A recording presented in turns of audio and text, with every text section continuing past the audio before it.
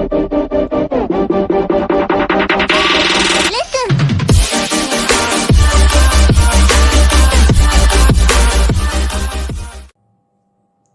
Friends, இன்னையிலேருந்து நம்ம என்ன பார்க்க போகிறோம் அப்படின்னா, அதாவது டிஎன்பிஎஸ்சி ஜேடிஓ எக்ஸாம் அனௌன்ஸ் பண்ணியிருக்காங்க. அந்த ஜேடிஓ எக்ஸாமுக்கு என்ன சிலபஸ் இருக்குது, அந்த சிலபஸ் வாரியாக நம்ம வரிசையாக என்ன டாபிக் கொடுத்துருக்காங்களோ அந்த டாப்பிக்கில் என்ன கொஸ்டின் கேட்பாங்க, அப்புறம் அதோட விளக்கம், அந்த டாப்பிக்கு எந்த மாதிரி கொஸ்டின்லாம் நமக்கு கேட்கலாம், அதெல்லாம் நம்ம ஒவ்வொன்றா நம்ம பார்க்கலாம். வரக்கூடிய வீடியோவில் நம்ம அதெல்லாம் பார்க்கலாம். ஃபஸ்ட்டு பாருங்கள், ஃபஸ்ட்டு நம்ம எடுத்துருக்க சப்ஜெக்ட் என்னென்ன அப்படின்னா இன்ஜினியரிங் மெக்கானிக்ஸ், அதாவது ஸ்ட்ரென்த் ஆஃப் மெட்டீரியல்ஸ் அப்படின்னு சொல்லுவோம். இதில் என்ன கொடுத்துருக்காங்க, ஃபஸ்ட்டு சிலபஸில் என்ன கொடுத்துருக்காங்க பாருங்கள். Direct stresses and strains, tensile and compressive due to axial forces, அதாவது ஸ்ட்ரெஸ் அண்ட் ஸ்ட்ரெயின் பற்றி கொடுத்துருக்காங்க. Next deformation of elastic bar due to uniaxial ஃபோர்ஸால் ஏற்படக்கூடிய டிஃபார்மேஷன் அதை பற்றி கொடுத்துருக்காங்க. அப்புறம் shear force and bending moment diagrams, அது எல்லாத்துக்குமே தெரியும். ஃபர்ஸ்ட் ஸ்டாட்டிக்கலி டிட்டர்மினேட் பீம்ஸ் மட்டும் தான் சொல்லியிருக்காங்க. இன்டிடெர்மினேட்னா அது ஸ்ட்ரக்சரல் அனாலிசிஸில் வரும். அப்புறம் geometrical properties of section. Geometrical properties of செக்ஷன்னா நம்ம ஆல்ரெடி இதுக்கு ஒரு வீடியோ போட்டிருப்போம். அந்த வீடியோ பார்க்கலன்னா நான் டிஸ்கிரிப்ஷனில் லிங்க் கொடுக்குறேன், நீங்கள் அதை பாருங்கள். அதில் என்ன மாதிரி கொஸ்டின்லாம் கேட்பாங்கன்னு சொல்லிட்டு அதிலே நம்ம விரிவாக சொல்லியிருப்போம். Next stresses in beams due to பெண்டிங்கால் ஏற்படக்கூடிய ஸ்ட்ரெஸ், அதுக்கும் நம்ம ஒரு வீடியோ போட்டிருக்கோம். தியரி ஆஃப் சிம்பிள் பெண்டிங் அப்படின்னு சொல்லிட்டு ஒரு ஃபார்முலா டெரிவ் பண்ணி போட்டிருக்கோம். அதில் இன்னும் நிறைய டாபிக்ஸ் இருக்குது, அதெல்லாம் நம்ம வரக்கூடிய வீடியோவில் கவர் பண்ணலாம். Next stresses in shaft due to torsion, அதாவது டார்சனால் வரக்கூடிய ஸ்ட்ரெஸ், அதை பற்றி பார்க்கணும். அப்புறம் pin jointed perfect frames with vertical loads on nodal points, method of joint only, அதாவது மெத்தட் ஆஃப் ஜாயிண்ட் படி ஃப்ரேமை நம்ம எப்படி அனலைஸ் பண்ணுறது அப்படின்னு பார்க்கணும். அதாவது பின் ஜாயிண்டட் ஃப்ரேமை எப்படி அனலைஸ் பண்ணுறது, இதெல்லாம் நமக்கு இன்ஜினியரிங் மெக்கானிக்ஸில் கொடுத்துருக்காங்க. இதில் நம்ம ஃபஸ்ட்லேருந்து வரிசையாக நம்ம ஒவ்வொரு வீடியோவாக பார்க்கலாம். முடிஞ்ச அளவுக்கு நான் என்னால் எவ்வளோ தெளிவாக சொல்ல முடியுமோ அந்தளவுக்கு தெளிவாக சொல்கிறேன். நீங்கள் எவ்வளோ கோஆப்ரேட் பண்ணுறீங்களோ அதை பொறுத்து நான் என்னோடய வீடியோவை இன்னும் கொஞ்சம் இம்ப்ரூவ் பண்ணுவேன். நிறைய பேர் செல்ஃப் ஸ்டடி பண்ணுறாங்க, மெயிலில் நிறைய பேர் கேட்டுருந்ததுனால தான் நான் இந்த வீடியோவை உங்களுக்கு இந்த மாதிரி ஸ்டார்ட் பண்ணியிருக்கேன். உங்களோட சப்போர்ட் இல்லாமல் எதுவுமே என்னால் பண்ண முடியாது, நீங்கள் தான் சப்போர்ட் பண்ணணும். ஃபஸ்ட்டு ஸ்ட்ரெஸ்னால் என்ன அப்படின்னு பார்க்கலாம். அதாவது direct stress and strain, simple stress and strain அப்படின்னு சொல்லுவாங்க. டைரக்ட் ஸ்ட்ரெஸ் அண்ட் ஸ்ட்ரெயின் நம்ம எடுத்துக்கலாம். ஃபஸ்ட்டு ஸ்ட்ரெஸ்னால் என்ன, ஒரு பார் இந்த மாதிரி இருக்குது, ஒரு இடத்துல ஃபிக்ஸ் பண்ணியிருக்காங்கன்னு அசியூம் பண்ணிக்கோங்க. இங்கே ஒரு லோடு நம்ம அப்ளை பண்ணுறோம், பி அப்படிங்கிற ஒரு லோடு அப்ளை பண்ணுறோம் அப்படின்னு எடுத்துக்கலாம். இது லோடு அப்ளை பண்ணும்போது இந்த பாரில் என்ன நடக்கும் அப்படின்னா டிஃபார்ம் ஆகும். அதாவது ஒரு லோடு கொடுக்குறதுனால இது அப்படி எக்ஸ்டெண்ட் ஆகும், எலாங்கேட் ஆகும். இப்படி எல்லா ஸ்ட்ரக்சருமே ஒரு சின்ன டிஃபார்ம் ஆகும். அது எவ்வளோ ரிஜிட்டாக இருந்தாலும் சரி அது டிஃபார்ம் கண்டிப்பாக ஆகும். அதான் என்ன சொல்லுவாங்க அப்படின்னா there are no rigid structure common in nature. Rigid ஸ்ட்ரக்சர்னு எதுவுமே கிடையாது.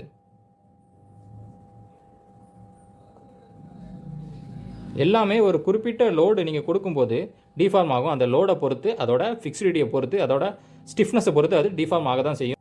டிஃபார்ம் ஆகாதது அப்படின்னு எதுவுமே கிடையாது. இப்படி இது டிஃபார்ம் ஆகும்போது என்ன ஆகும் அப்படின்னா, இதில் நார்மலாக இருக்கிறது லோடை அப்ளை பண்ணும்போது இது ஆப்போசிட்டில் ஒரு ஃபோர்ஸை க்ரியேட் பண்ணி இதை ரெசிஸ்ட் பண்ணும். ஃபஸ்ட்டு ஆப்போசிட்டில் ஒரு ஃபோர்ஸ் ரெசிஸ்ட் பண்ணும். இப்படி ரெசிஸ்டன்ஸ் இங்கே நடக்கும்போது என்ன ஆகும் அப்படின்னா இதோட ஒவ்வொரு லேயர்லையும் ஸ்ட்ரெஸ் அப்படிங்கிறது ஃபார்ம் ஆகும். அதாவது இந்த ஒவ்வொரு ஏரியா, இந்த லோடுக்கு இதான் கிராஸ் செக்ஷன் அப்படின்னு சொல்லுவோம். இந்த கிராஸ் செக்ஷனில் இந்த ஏரியாவை பொறுத்து இந்த ஃபோர்ஸை, நம்ம கொடுக்கக்கூடிய ஃபோர்ஸை அது ரெசிஸ்ட் பண்ணும். அதை தான் நம்ம ஸ்ட்ரெஸ் அப்படின்னு சொல்லுவோம். அதாவது இந்த ஃபோர்ஸை அதோட ஏரியாவை பொறுத்து அது ரெசிஸ்ட் பண்ணுது. ஸ்ட்ரெஸ் டெவலப் ஆகி அது ரெசிஸ்ட் பண்ணும். அதை தான் நம்ம ஸ்ட்ரெஸ் அப்படின்னு சொல்லுவோம். இப்போது ஸ்ட்ரெஸ்னால் என்ன, டெஃபினிஷன் பாருங்கள். Internal resistance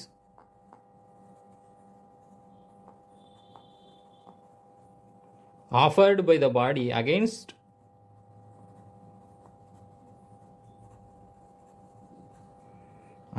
external deformation.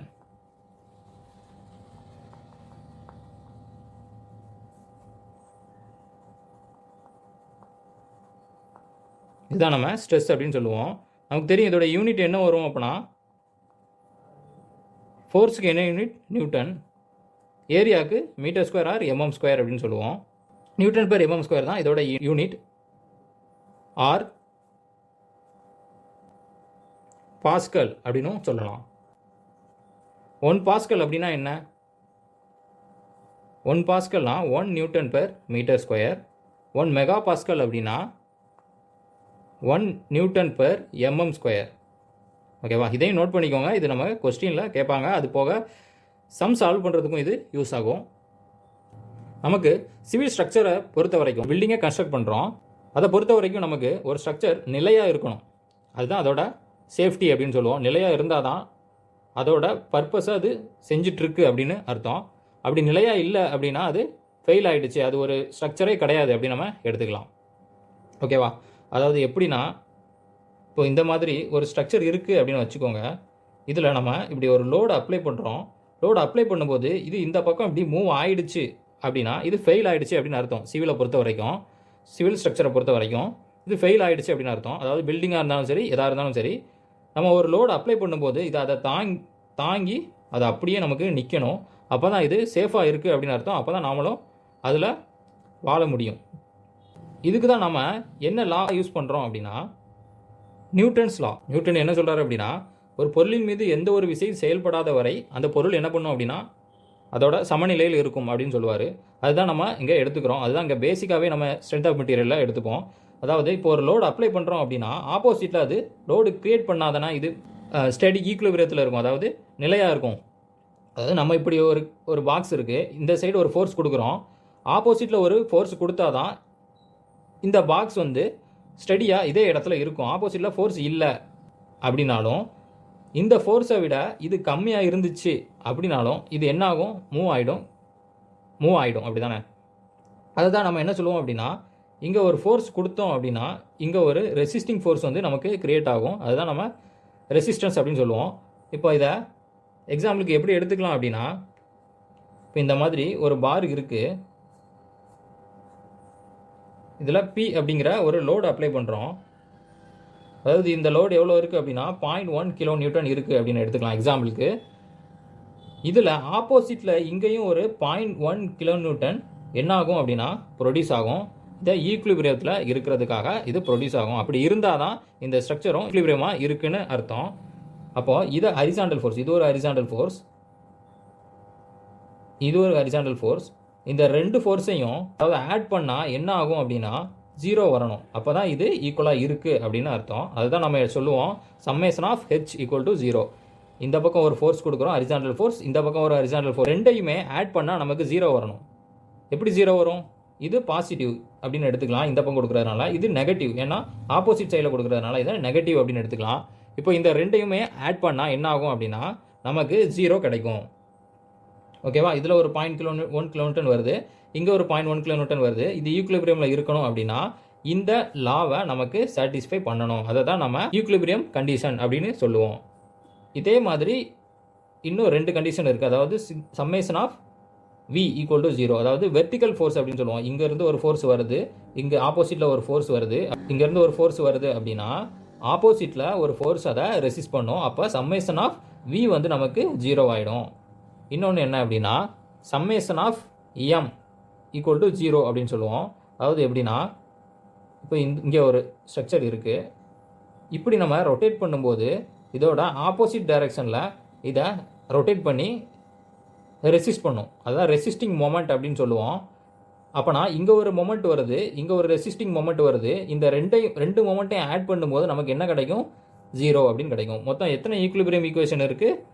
3 equation இருக்குது. Summation of H equal to 0, summation of V equal to 0, summation of M equal to 0. இதுதான் நம்ம ஈக்குலிபிரியம் ஈக்குவேஷன் அப்படின்னு சொல்லுவோம்.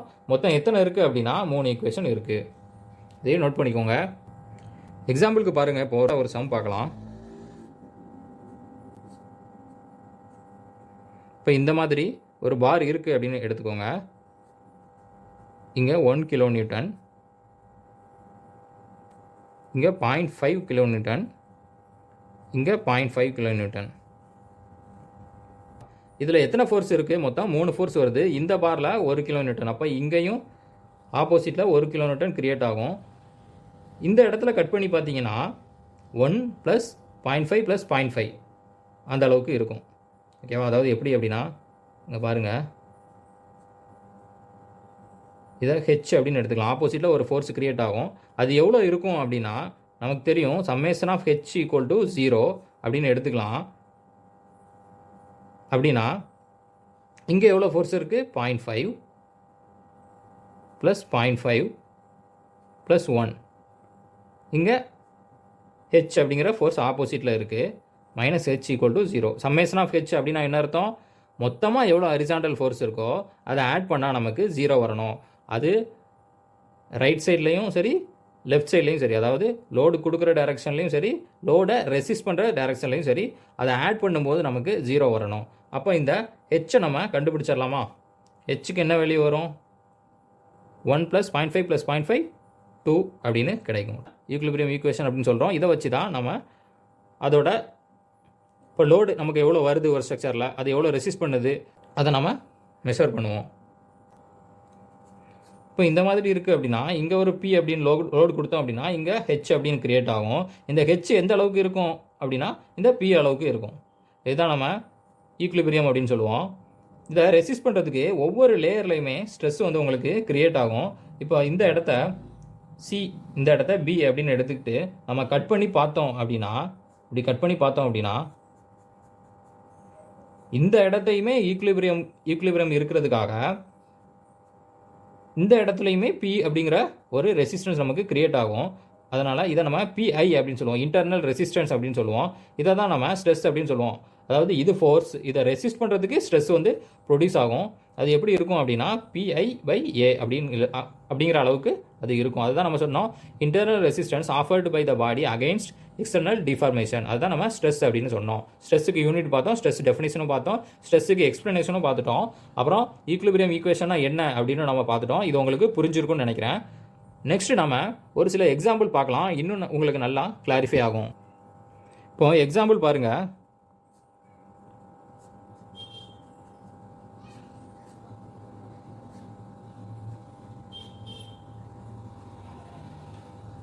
இங்கே 10 kN அப்படின்னு எடுத்துக்கலாம். இதோட ஏரியா 50 mm². அதாவது இது செக்ஷன் 2ன்னு எடுத்துக்கலாம், இதை செக்ஷன் 1 அப்படின்னு எடுத்துக்கலாம். இதோட ஏரியா 100 mm². இப்போ இதுக்கு ஸ்ட்ரெஸ் எப்படி கால்குலேட் பண்ணுவீங்க? இப்போ இதை ஸ்ட்ரெஸ்ஸுக்கு நம்ம σ1 அப்படின்னு எடுத்துக்கலாம். 1 அப்படின்னா செக்ஷன் 1. அப்போ லோடு எவ்வளோ வருது? P/A தான் நமக்கு ஃபார்முலா. 10/, இங்கே ஏரியா எவ்வளோ? 100. இதை கால்குலேட் பண்ணால் நமக்கு இதோட ஸ்ட்ரெஸ் நமக்கு கிடச்சிரும். அப்புறம் σ2ல் எவ்வளோ ஸ்ட்ரெஸ் இருக்கும் அப்படின்னா 10/50 mm². அதோட ஏரியா 50. இப்போ இதுதான் நமக்கு ஸ்ட்ரெஸ் அப்படின்னு சொல்லுவோம். இப்போ இன்னொரு எக்ஸாம்பிள் பாருங்கள்.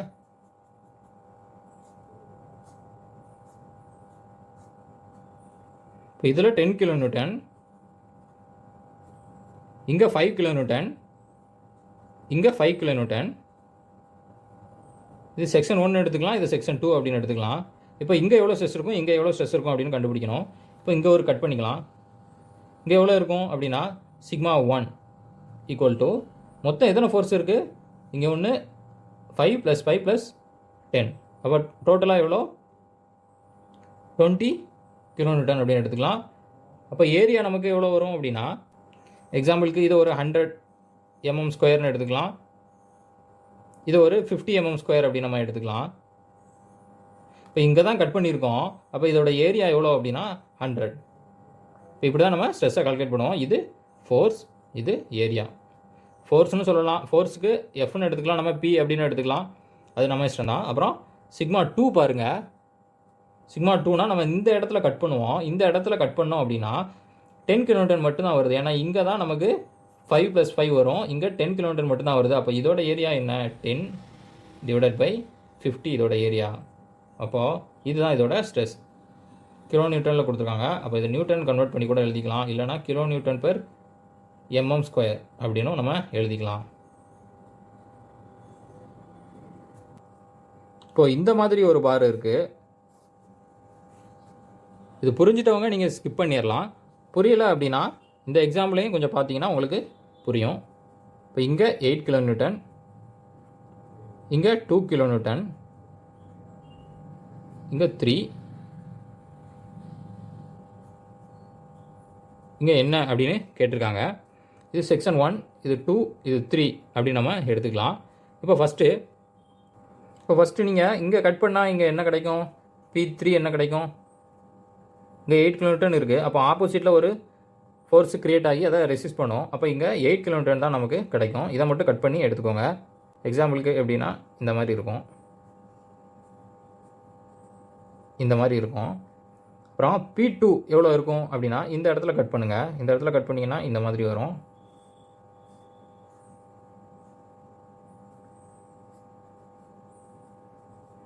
இது 8, இது 2. இப்போ இந்த இடத்துல கட் பண்ணிங்கன்னா என்ன இருக்கும்? P2 8. அப்புறம் இங்கே மைனஸில் தான் போகுது. அப்போ இதை மைனஸ் அப்படின்னு எடுத்துக்கலாம். 6 kN நமக்கு கிடைக்கும். இந்த இடத்துல அப்படி கட் பண்ணி பாருங்கள். P1 அப்படின்னு எடுத்துக்கலாம். இப்போ என்ன கிடைக்கும்? 8 - 2 + 3. ஏன்னா இந்த 3யும் 8ம் ரைட் சைடில் போகுது, 2 வந்து ஆப்போசிட்டில் போகுது. அதனால் அதை மைனஸில் எடுத்துக்கலாம். அதாவது ஒன்றும் இல்லை, சம்மேஷன் ஆஃப் h = 0 இங்கே யூஸ் பண்ணி எடுத்துருக்கோம் நம்ம. அப்போ 8 + 3 11, 11 - 2 9 kN நமக்கு கிடைக்கும். இது உங்களுக்கு புரிஞ்சிருக்குன்னு நம்புகிறேன். நெக்ஸ்ட் நம்ம ஸ்ட்ரெயின் பற்றி பார்க்கலாம்.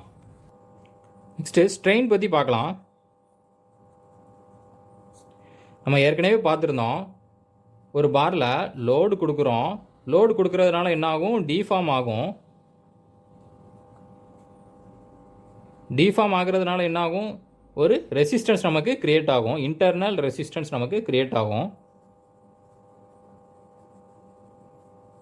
அதுதான் நம்ம என்ன சொல்லுவோம்? PI அப்படின்னு சொல்லுவோம். இந்த டிஃபார்மேஷனை தான் நம்ம ஸ்ட்ரெயின் அப்படின்னு சொல்லுவோம். இப்போ இங்கே ஒரு லோடு கொடுக்குறோம். லோடு கொடுக்கும்போது ஒரு சின்னதாக டிஃபார்ம் நடக்கும். எக்ஸாம்பிளுக்கு ஏதாவது ஒரு ராடு அந்த மாதிரி நீங்கள் எடுத்துக்கலாம். ராடை ஒரு இடத்துல ஃபிக்ஸ் பண்ணிட்டு இன்னொரு இடத்துல லோடு கொடுத்து இழுக்கும்போது என்ன ஆகும்? லைட்டாக நமக்கு டிஃபார்ம் ஆகும். அதாவது டெல் அப்படின்னு நம்ம எடுத்துக்கலாம். இதோட டோட்டல் லென்த், அதாவது ஒரிஜினல் லென்த், ஏற்கனவே இருந்த லென்த் வந்து எல் அப்படி நம்ம எடுத்துக்கலாம். இப்போ ஸ்ட்ரெயின் அப்படின்னா என்ன அப்படின்னா டெல் பை எல், அதாவது டிஃபார்மேஷன் டிவைடட் பை இதோட ஒரிஜினல் லென்த். ஓகேவா? இதை நம்ம யூனிட் லென்த் அப்படின்னு கூட சொல்லுவோம். யூனிட் லென்த்னா என்ன? ஒரு குறிப்பிட்ட லென்த்துக்கு எவ்வளோ ஸ்ட்ரெயின் ஆகிருக்கு அப்படின்னு கண்டுபிடிப்போம். அப்படி தானே? அதாவது எக்ஸாம்பிளுக்கு சொல்லணும்னா இப்போ 1/2னா என்ன மீனிங்கு? 2ல் 1 பங்கு அப்படின்னு தான் அர்த்தம். அதாவது 2ல் 1 பங்கு. அந்த மாதிரி தான் இங்கேயும். இது ஒரு குறிப்பிட்ட லென்த் அப்படின்னு எடுத்துக்கோங்க. 1 மீட்டர் அப்படின்னு எடுத்துக்கிட்டோம் அப்படின்னா இந்த 1 மீட்டரில் லோட் அப்ளை பண்ணும்போது நமக்கு எவ்வளோ டிஃபார்ம் ஆகிருக்கு அதுதான் நம்ம ஸ்ட்ரெயின் அப்படின்னு சொல்லுவோம். Deformation by unit length. ஸ்ட்ரெயினுக்கு யூனிட் என்ன? உங்களுக்கே தெரியும், நோ யூனிட். யூனிட் கிடையாது. ஏன் அப்படின்னா இதுவும் மீட்டரில் தான் இருக்கும், இல்லைனா எம்எம்மில் தான் இருக்கும். இதுவும் மீட்டரில் தான் இருக்கும், இல்லைனா எம்எம்மில் தான் இருக்கும். ரெண்டுமே கேன்சல் ஆகிடும். அப்போ யூனிட் வந்து கிடையாது. அப்புறம் ஹூக்ஸ் லா. ஹூக்ஸ் என்ன சொல்கிறாரு அப்படின்னா stress is directly proportional to strain.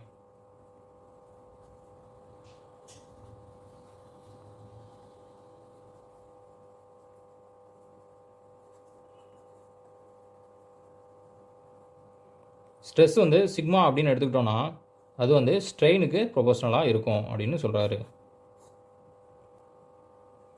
அதாவது நம்ம இப்படி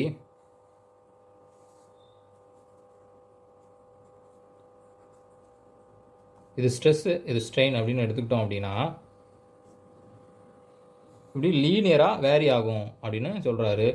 இங்கே இதில் ஒரு ஸ்லோப் நம்ம போடுவோம். இதை தான் நம்ம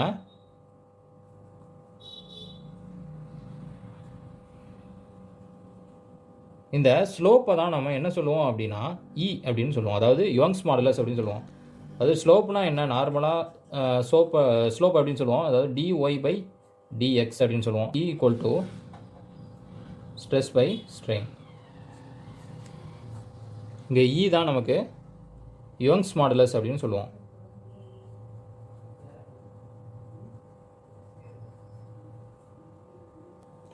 அதாவது ஸ்ட்ரெஸ் டிவைடட் பை ஸ்ட்ரெயின். இதான் நம்ம யங்ஸ் மாடுலஸ் அப்படின்னு சொல்கிறோம். யங்ஸ் மாடுலஸ்க்கு யூனிட் என்ன அப்படின்னு பார்த்தீங்கன்னா, இங்கே ஸ்ட்ரெஸ்ஸுக்கு யூனிட் என்ன, நியூட்டன் பெர் mm ஸ்கொயர். ஸ்ட்ரெயினுக்கு என்ன யூனிட் ஸ்ட்ரெயினுக்கு நமக்கு யூனிட் கிடையாது. அப்படி இருக்கும்போது யங்ஸ் மாடுலஸ்க்கு நமக்கு நியூட்டன் பெர் mm ஸ்கொயர் தான் யூனிட். இது நம்ம எக்ஸாமில் கேட்டுகிட்டே இருப்பாங்க, ஸ்ட்ரெயினுக்கு என்ன யூனிட் அப்படிங்கிற மாதிரி கேட்பாங்க. ஸ்ட்ரெயினுக்கு வந்து யூனிட் கிடையாது, நோ யூனிட் ஆப்ஷனில் இருந்தால் அதான் நீங்கள் சூஸ் பண்ணணும்.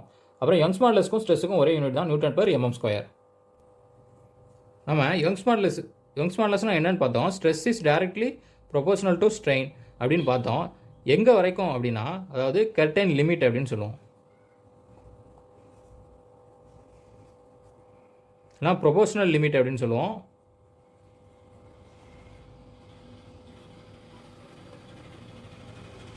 இல்லைனா எலாஸ்டிக் லிமிட் அப்படின்னு சொல்லுவோம். ஆக்சுவலாக பெஸ்ட் ஆன்சர் என்ன அப்படின்னு பார்த்தீங்கன்னா, கர்டைன் லிமிட், ப்ரொபோஷனல் லிமிட், இதுதான் நமக்கு பெஸ்ட் ஆன்சர். இந்த ரெண்டுமே ஆப்ஷனில் இல்லை அப்படின்னா நம்ம எலாஸ்டிக் லிமிட்டை சூஸ் பண்ணலாம். இந்த ரெண்டு தான் பெஸ்ட் ஆன்சர். இது இல்லை அப்படின்னா நம்ம எலாஸ்டிக் லிமிட்டை சூஸ் பண்ணலாம். மோஸ்ட் ஆஃப் த ஆன்சரில் நமக்கு ப்ரொபோஷனல் லிமிட் தான் இருக்கும், அதுதான் நீங்கள் சூஸ் பண்ணணும். எலாஸ்டிக் லிமிட் வந்து எப்போயாவது தான் இந்த ஆப்ஷன் இல்லாமல் எலாஸ்டிக் லிமிட் கொடுப்பாங்க, அப்போ நீங்கள் எலாஸ்டிக் லிமிட் தான் சூஸ் பண்ணணும். ஸ்ட்ரெஸ் வந்து டைரக்ட்லி ப்ரொபோஷனல் டு ஸ்ட்ரெயின் அப்படின்னு சொல்லிட்டு அது எது வரைக்கும் அப்படிங்கிற மாதிரி கேட்பாங்க. அதாவது இப்படி வேரி ஆகுதுல்ல, இந்த இது வேரி ஆகுறது லீனியராக இப்படி வேரி ஆகிட்டே போகும். இது வந்து கர்டைன் லிமிட் வரைக்கும் தான் அது ப்ரொபோஷனலாக இருக்கும். அதுக்கு மேலே போச்சு அப்படின்னா இது வந்து லீனியராக இருக்காது, இந்த மாதிரி கவ் ஆகிடும். இப்போ லீனியராக இருக்குது, அதுக்கு மேலே போச்சு அப்படின்னா கவ் ஆகிடும். அதுதான் அங்கே சொல்லியிருப்பாங்க. ப்ரொபோஷனல் லிமிட் வரைக்கும் தான் அது வேலிட். ஹூக்ஸ்லாம் எது வரைக்கும் வேலிட் அப்படின்னா ப்ரொபோஷனாலிட்டி லிமிட் வரைக்கும் தான் வேலிட். இன்னொன்று என்ன மாதிரி கொஸ்டின் கேட்பாங்க அப்படின்னா, சிக்மா ஈக்குவல் டு P/A அப்படின்னு சொல்லுவோம். யங்ஸ் மாடுலஸ் எப்படி சொல்லுவோம், ஸ்ட்ரெஸ் பை ஸ்ட்ரெயின் அப்படின்னு சொல்லுவோம். இந்த ஸ்ட்ரெயினுக்கு என்ன ஃபார்முலா அப்படின்னு கேட்டாலும் அது ஸ்ட்ரெஸ் பை யங்ஸ் மாடுலஸ். ஓகேவா? அப்புறம் சிக்மாக்கு என்ன போடலாம், P/A அப்படின்னு போடலாம். ஸ்ட்ரெயினை நம்ம P/A இன்டூ E அப்படின்னு எழுதலாம். இந்த ஏக்கு ஏரியா கொடுத்து, இந்த ஏரிக்கு ஏரியா கொடுத்தாங்க அப்படின்னா அதை நீங்கள் சூஸ் பண்ணியும் போடலாம். அதாவது என்ன எக்ஸாம்பிளுக்கு என்ன அப்படின்னா, ரெக்டாங்குலர் கேட்டாங்க அப்படின்னா ரெக்டாங்குலரோட ஏரியா என்ன, B into D into E. இந்த மாதிரி கூட உங்களுக்கு எக்ஸாமில் கேட்பாங்க, அதையும் நோட் பண்ணிக்கோங்க. ஈயை வந்து slope of stress strain curve அப்படின்னு சொல்லுவோம். அதாவது இதுதான் ஸ்ட்ரெஸ் ஸ்ட்ரெயின் கர்வ் அப்படின்னா இ தான் அதோட ஸ்லோப். அதாவது y ஈக்குவல் டு mx அப்படின்னு சொல்லுவோம். அந்த நேர்கோட்டின் சமன்பாடு அப்படின்னு சொல்லுவோம். அதில் y வந்து எக்ஸை வந்து எம்மால் மல்டிப்ளை பண்ணால் எப்படி வேரி ஆகுதோ அந்த மாதிரி y வந்து வேரி ஆகிட்டே போகுது அப்படின்னு அர்த்தம். அதாவது அந்த கோட்டுக்கு அப்படி தான் சொல்லுவோம். அதுதான் இங்கேயும் சொல்கிறோம். இ அப்படின்னா ஒரு கான்ஸ்டன்ட், அது என்ன அப்படின்னா அதோட ஸ்லோப், ஸ்ட்ரெஸ் ஸ்ட்ரெயின் கர்வோட ஸ்லோப் அப்படின்னு நம்ம எடுத்துக்கலாம். அப்புறம் இன்னொன்று இ என்ன சொல்லுவாங்க அப்படின்னா மெஷர் ஆஃப் எலாஸ்டிசிட்டி அப்படின்னு சொல்லுவாங்க. Young's modulus is the measure of elasticity அப்படின்னு சொல்லுவாங்க. எலாஸ்டிசிட்டி அப்படின்னா ஒன்றும் இல்லை, எலாஸ்டிசிட்டியும் நம்ம கொஸ்டினில் கேட்பாங்க. Ability to recover the deformation.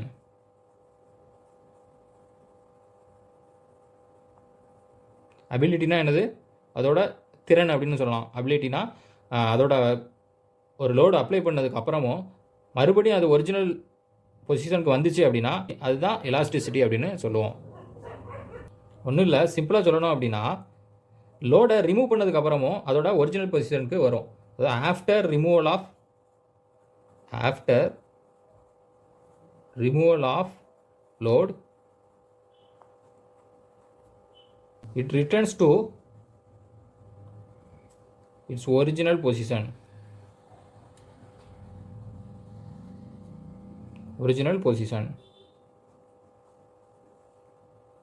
இதுதான் நம்ம எலாஸ்டிசிட்டி அப்படின்னு சொல்லுவோம். எலாஸ்டிக் அப்படின்னாலே அது ஒரிஜினல் பொசிஷனுக்கு வரும். பிளாஸ்டிக் அப்படின்னா ரெக்கவரி இருக்காது, நோ ரிகவரி, அதோட ஒரிஜினல் பொசிஷனுக்கு வராது பிளாஸ்டிக் அப்படின்னா. நெக்ஸ்ட்டு ஸ்டிஃப்னஸ்னால் என்ன அப்படின்னு பாருங்கள்.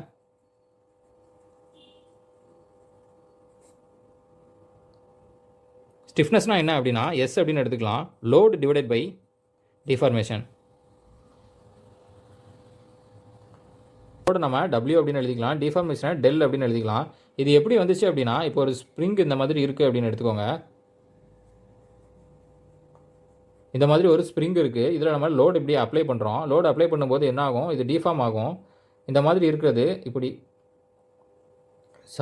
டெல் அப்படின்னு ஃபார்ம் ஆகும். இந்த டெல் எப்படி இருக்கும் அப்படின்னா, இந்த லோடு நம்ம எவ்வளோ கொடுக்குறோம், டபிள்யூ அப்படிங்கிற லோடு கொடுக்குறோம், இந்த டபிள்யூக்கு ப்ரொபோஷனலாக இருக்கும். அதாவது டபிள்யூ எவ்வளோ கொடுக்குறோமோ அந்த அளவுக்கு தான் இது டிஃபார்ம் ஆகும். அப்போ டபிள்யூ ப்ரொபோஷனல் டு டெல். இப்போ இங்கே ஒரு கான்ஸ்டண்ட்டை நம்ம கொண்டு வரலாம். இதை தான் நம்ம ஸ்டிஃப்னஸ் அப்படின்னு எடுத்துப்போம். அதாவது K equal to W by del. இது எவ்வளோ டிஃபார்ம் ஆகுதோ அதை பொறுத்து தான், இந்த டபிள்யூ எவ்வளோ கொடுக்குறோமோ அதை பொறுத்து தான் இந்த டெல் இருக்கும். அப்போது டபிள்யூ ப்ரொபோஷனல் டு டெல் அப்படின்னு நம்ம எழுதிக்கலாம். இதுக்கு இந்த ப்ரொபோஷனல் எடுக்கிறது நம்ம ஒரு கான்ஸ்டன்ட் போட்டோம் அப்படின்னா அதை தான் நம்ம ஸ்டிஃப்னஸ் அப்படின்னு சொல்லுவோம். ஃப்ளெக்சிபிலிட்டி அப்படின்னா இதுக்கு அப்படியே ஆப்போசிட்டாக வரும், டெல் டிவைடட் பை டபிள்யூ. இதை தான் நம்ம ஃப்ளெக்சிபிலிட்டி அப்படின்னு சொல்லுவோம். இதை கொஞ்சம் நோட் பண்ணிக்கோங்க. இப்போது இந்த டிஃபார்ம் ஆகுதில்ல, இந்த டெல் எப்படி நம்ம கண்டுபிடிக்கலாம் அப்படின்னா அதுக்கும் ஒரு ஃபார்முலா இருக்குது. அதை எப்படி கொண்டு வரது அப்படின்னு பார்க்கலாம். நமக்கு தெரியும் stress equal to P by A load by area. ஸ்ட்ரெயினுக்கும் நமக்கு ஃபார்முலா தெரியும், டெல் பை எல். நம்ம ஸ்ட்ரெஸ்ஸை எப்படி எழுதிக்கலாம் அப்படின்னா இதை ரெண்டையும் ரிலேட் பண்ணால் தான் நம்ம டெல்லை வந்து கண்டுபிடிக்க முடியும். அப்போ ஸ்ட்ரெஸ்ஸை நம்ம எப்படி எழுதிக்கலாம் அப்படின்னா stress equal to directly proportional to strain, அதனால் இ இன்ட்டு ஸ்ட்ரெயின் அப்படின்னு நம்ம எழுதிக்கலாம். இங்கே ஸ்ட்ரெஸ்ஸுக்கு பதிலாக பி பை ஏ அப்படின்னு எழுதலாமா, பி பை ஏ, இந்த இ அப்படி வச்சுக்கலாம். ஸ்ட்ரெயினுக்கு என்னது, டிஃபார்மேஷன் பை யூனிட் லென்த் அப்படின்னு எழுதிக்கலாம். இதை இப்போ சால்வ் பண்ணோம் அப்படின்னா நமக்கு என்ன கிடைக்கும், del equal to PL by AE அப்படின்னு கிடைக்கும். இது ரொம்ப முக்கியமான ஃபார்முலா. நமக்கு இது டைரெக்டாக கொடுத்து அப்படியே கேட்பாங்க, இல்லைனா இந்த டிஃபார்மேஷன் எவ்வளோ அப்படின்னு சொல்லிட்டு கால்குலேட் பண்ண சொல்லுவாங்க. அதை நீங்கள் நோட் பண்ணிக்கோங்க. Load length area Young's models எல்லாமே கொடுத்துட்டு டிஃபார்மேஷன் எவ்வளோ அப்படின்னு கேட்பாங்க. அதுக்கப்புறம் இந்த டெல்லை வச்சு நமக்கு இதுக்கு அடுத்து வரப்போகிற எல்லா ஃபார்முலாலையுமே இந்த டெல் நமக்கு யூஸ் ஆகும். அதாவது பாய்சன் ரேஷியோவாக இருந்தாலும் சரி, இது வரக்கூடிய எல்லா இதுலேயுமே இந்த ஸ்ட்ரெயின் வந்து நமக்கு யூஸ் ஆகும். இதையும் நீங்கள் நோட் பண்ணிக்கோங்க. இது அப்படியே இந்த ஃபார்முலாவில் நீங்கள் சப்ஸ்டிட் பண்ணுங்கள். இப்போ கே என்ன வரும் அப்படின்னா டபிள்யூ பை டெல்லுக்கு பதிலாக பிஎல் பை ஏஇ அப்படி நம்ம எழுதிக்கலாம். அதாவது இங்கே பி அப்படிங்கிறது டபிள்யூ தான், அப்போ டபிள்யூன்னு எழுதிக்கலாம். இப்போ டபிள்யூ கேன்சல் ஆகிடும். என்ன கிடைக்கும் அப்படின்னா ஏஇ பை எல் அப்படின்னு நமக்கு கிடைக்கும். K equal to AE by L. இந்த ஏஇ தான் என்ன சொல்லுவோம் அப்படின்னா ஆக்சியல் ரிஜிடிட்டி அப்படின்னு சொல்லுவோம்.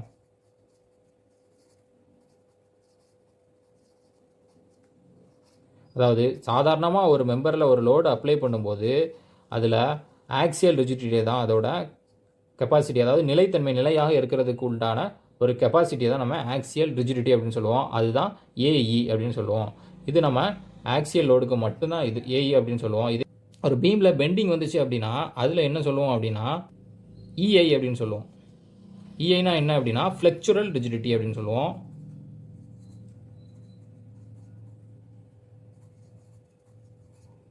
அப்புறம் டார்ஷனுக்கு என்ன சொல்லுவோம் அப்படின்னா சிஐபி அப்படின்னு சொல்லுவோம். இதில் ஐங்கிறது மொமெண்ட் ஆஃப் இனர்ஷியா, இ அப்படின்னா இங்கே யங்ஸ் மாடுலஸ், சிஐபி அப்படின்னா டார்ஷனல் ரிஜிடிட்டி அப்படின்னு சொல்லுவோம். Torsional rigidity. இப்போதைக்கு இதெல்லாம் வேண்டாம், இது மட்டும் பார்த்துக்கோங்க. இது ஆக்சியல் ரிஜிடிட்டி அப்படின்னு சொல்லுவோம். ஆக்சியல் ரிஜிடிட்டினா ஏஇ. இந்த ஏஇ எவ்வளோ அதிகமாக இருக்கோ அந்த அளவுக்கு இந்த ஸ்டிஃப்னஸ் வந்து நமக்கு அதிகமாகிட்டே போகும். அதுதான் நம்ம இங்கே சொல்ல வரோம். இன்னொன்று, இந்த யங்ஸ் மாடுலஸோட வேல்யூ கொஞ்சம் நோட் பண்ணிக்கோங்க. இ ஈக்குவல் டு எவ்வளோ இருக்கும் அப்படின்னா 2.1 × 10⁵ newton per mm square. Or நம்ம ஏற்கனவே பார்த்த மாதிரி எம்பா, அதாவது மெகா பாஸ்கல் அளவுக்கு இருக்கும் ஸ்டீலுக்கு. இதே கான்கிரீட் அப்படின்னா 5000 √FCKங்கிற அளவுக்கு இருக்கும். FCK அப்படின்னா என்ன, கேரக்டரிஸ்டிக் ஸ்ட்ரென்த் அப்படின்னு சொல்லுவோம். Characteristic strength. இதையும் கொஞ்சம் நீங்கள் நோட் பண்ணிக்கோங்க. ஓகே ஃப்ரெண்ட்ஸ், இதில் நம்ம சிம்பிள் ஸ்ட்ரெஸ் அண்ட் ஸ்ட்ரெயினில் ஓரளவு எல்லாமே நம்ம கவர் பண்ணிட்டோம். நெக்ஸ்ட் கிளாஸில் நம்ம என்ன பார்க்கலாம் அப்படின்னா எலாஸ்டிக் கான்ஸ்டன்ட் அப்படின்னு சொல்லுவாங்க. ஒரு poison ratio, shear modulus, bulk modulus அப்படின்னு ஒரு 3 எலாஸ்டிக் கான்ஸ்டன்ட் சொல்லுவோம். இங்கே யங்ஸ் மாடுலஸ் இதில் பார்த்துட்டோம். Poison ratio, shear modulus and bulk modulus இதை நம்ம நெக்ஸ்ட் கிளாஸில் பார்க்கலாம். அதுதான் ரொம்ப முக்கியமான ஏரியா. அதை நீங்கள் நெக்ஸ்ட் கிளாஸில் பாருங்கள். கண்டிப்பாக உங்களுக்கு அது யூஸ் ஆகும். இது நான் சொல்கிறத நீங்கள் பார்த்துட்டு ஒரு அப்ஜெக்டிவ் புக் ஏதாவது சால்வ் பண்ணி பார்த்தாலே உங்களுக்கு எல்லாமே உங்களால் சால்வ் பண்ண முடியும். ஓகே ஃப்ரெண்ட்ஸ், நம்ம நெக்ஸ்ட் கிளாஸில் சந்திக்கலாம். தேங்க்யூ. இந்த வீடியோ உங்களுக்கு பிடிச்சிருக்கும்னு நம்புகிறேன். இந்த வீடியோ பிடிச்சிருந்ததுன்னா லைக் பண்ணுங்கள். இந்த வீடியோவை உங்கள் ஃப்ரெண்ட்ஸோட ஷேர் பண்ணுங்கள். Thank you friends.